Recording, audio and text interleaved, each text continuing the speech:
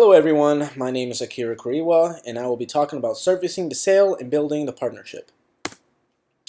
Part 1 will be pretty much talking about building the long-term partnership with customer service, achieving the success of sales, which pretty much means a repeat sale. So when a customer wants to buy again from the seller. So the first sale is between two parties is the only beginning of the relationship. Correctly servicing a sale can give you an opportunity to earn a repeat sale.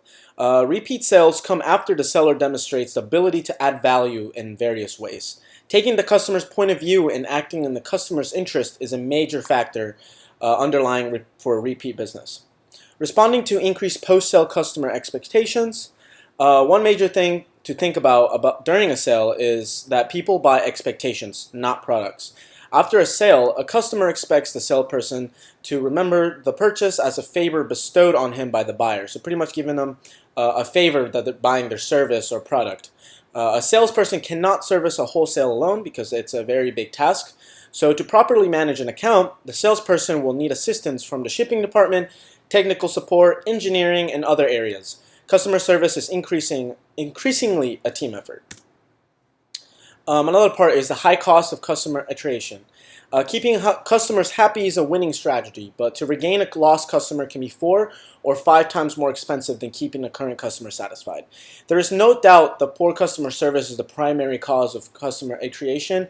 Some studies have found that 50 to 70% of customer iteration is due to poor customer service. And customer iteration basically means a customer that just won't come back for a repeat sale. Current developments in customer service. Bill Gates said that in the new millennium times, customer service has become the primary value-added function. He recognized that customer service is the main method of building and extending the partnership between seller and buyer.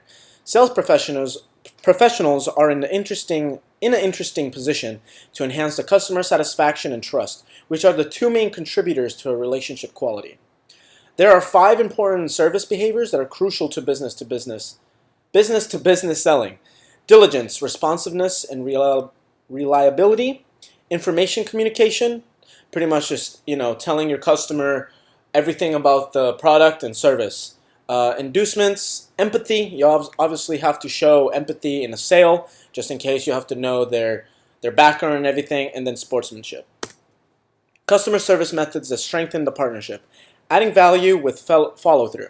One method of making credit is making credit arrangements. This means you make sure that your buyer knows the reality of prices, and if you make them any special arrangements of payment methods, for example, step methods, or you can pay in steps and different sections.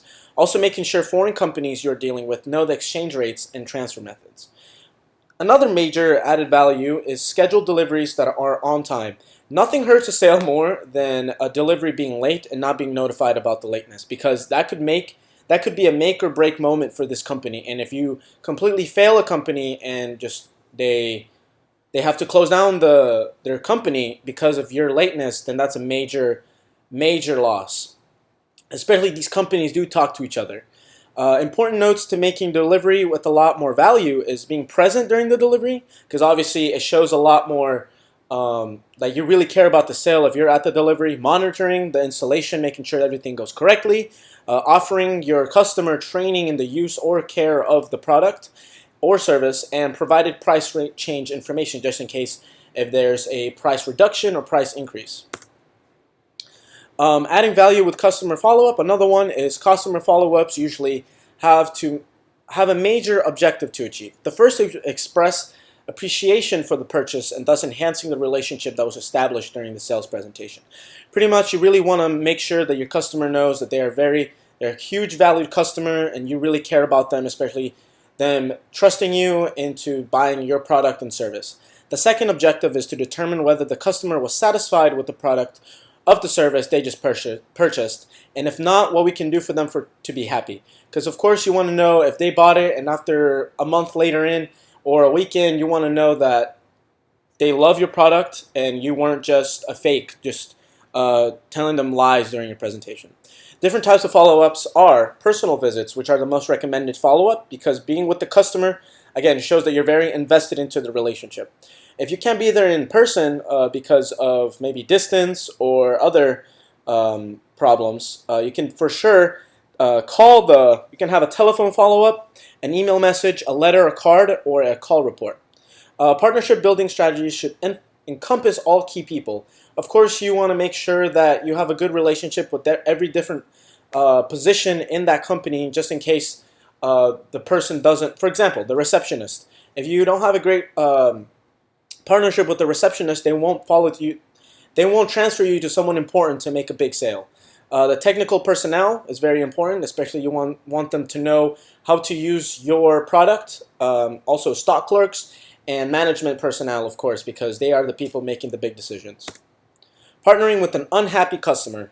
This one's a very big section because, of course, not every customer is going to be happy with your product. Of course, you want every customer to be happy, but there's always going to be a few that aren't happy. And of course, as a salesman, you have to know how to deal with an unhappy customer. You should always see an unhappy customer as an opportunity to strengthen the relationship, because one unhappy customer can damage a company majorly. Because as we know, that a dissatisfied customer do share their negative experiences with other people because they don't want other people to fail like they have. For example, here's a fun stat. One unhappy customer can tell from 8 to 10 different people about their bad experiences, which causes a double loss, because when a customer stops buying our product and takes steps to discourage other people from buying our products, that can majorly hurt, because then it's a pretty much domino effect. You tell one person, or if you tell 10 people, these 10 people will tell 10 people, and those 10 people will 10 people, and then it spreads out, and then eventually can really damage your company. A couple major steps or tips to follow when dealing with an unhappy customer are giving customers every opportunity to disclose their feelings and problems with their product or service. One major part to be a very successful seller is to listen. You want to have the ability to listen. I feel like that's a very elementary thing that everyone tells you that you don't really think about. It's like you really think that you're a very good listener, but being very attentive and not thinking about just closing the sale and just listening to everything, or just listening to every problem that your customer feels or doesn't like about your product, is a major key, because then this is the opportunity where you can grab all the problems that they have, and then you can hit them all, and you can satisfy every point they have or fix every problem they have. Always remember to keep in mind that it doesn't matter whether a complaint is real or perceived. You don't want to tell the customer that their problem or complaint isn't real or is fake, or they aren't correct, because then this will just make the customer be more upset. You always want to acknowledge that, yes, that's a problem, even though maybe you think that it's incorrect. You always have to follow through and say, yes, thank you, that is a problem we can fix. Again, don't alibi. That's pretty self-explanatory. Politely share with the customer your point of view concerning the problem. This is the part where you start fixing all the problems that they told you. And this is the major part where listening comes in, because if you didn't listen well and just thought about already how to fix the things, you won't hit every problem they have. And then if you don't fix every problem they have, eventually, once you leave, yes, maybe you fix other little things, but then the major other things that you didn't hit will damage the customer, and again, they'll make him more upset, and then eventually you can lose this customer, and then we hit the problem with they can tell 8 to 10 people, and then again, it cascades from there. And lastly is to decide what action to be taken to remedy the problem. Again, I kind of hit that with the politely sharing your customer view. Those two are pretty much self-explanatory in the fact that, of course, you will have to come up with an action plan afterwards. During them talking to you, and then afterwards you're listening, you have to know how to come up with the solution, because if you don't come up with a solution, then it's impossible to solve every problem they have. And that is the end of my presentation. Thank you.